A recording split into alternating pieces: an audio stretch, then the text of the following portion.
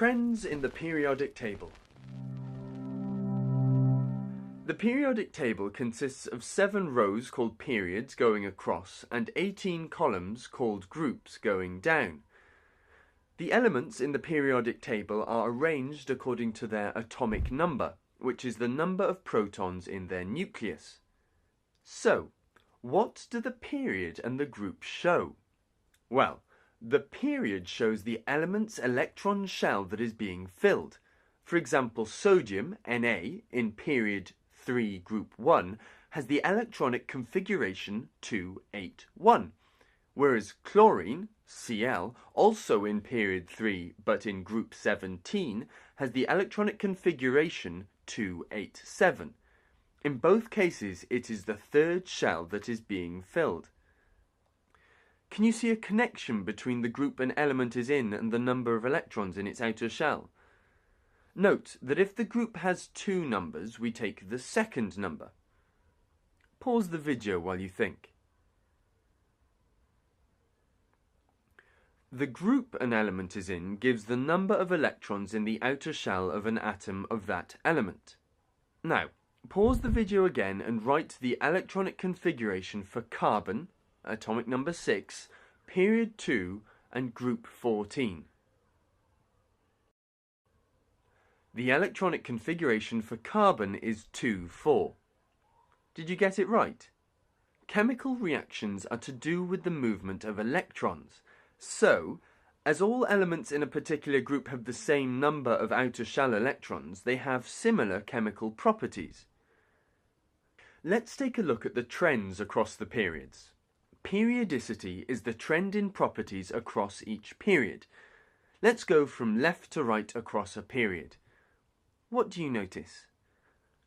First of all, elements change from metals to non-metals. Also note that there is a decrease in atomic radius. This is because more protons are in the nucleus, which pull the electrons closer in.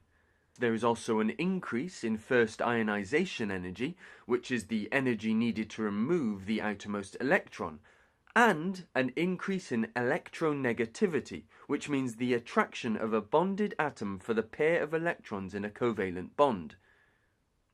Now let's look at the trends as we go down a group. Notice that the elements become more metallic. This is clearly seen in group 14, where carbon in period 2 is a non-metal, but lead in period 6 is a metal. By the way, do you remember that metals are elements that react by losing electrons, and non-metals are elements reacting by gaining electrons? Also, going down the group, there is an increase in atomic radius. This means that an extra shell of electrons is added for each successive element. However, there is a decrease in first ionization energy, which, as noted before, is the energy needed to remove the outermost electron. There are 3 groups of the periodic table that are usually studied. Group 1, the alkali metals, Group 17, called the halogens, and Group 18, called the noble gases. As we go down Group 1, the metals become more reactive. This is because metals react by losing electrons, and it is easier to lose the outer shell electron the further it is from the positive nucleus.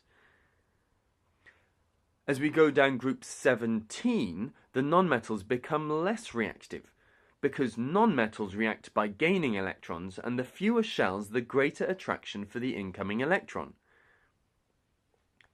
And in Group 18, elements have a full outer shell of electrons, and so are very unreactive. Their densities and boiling points increase on going down the group.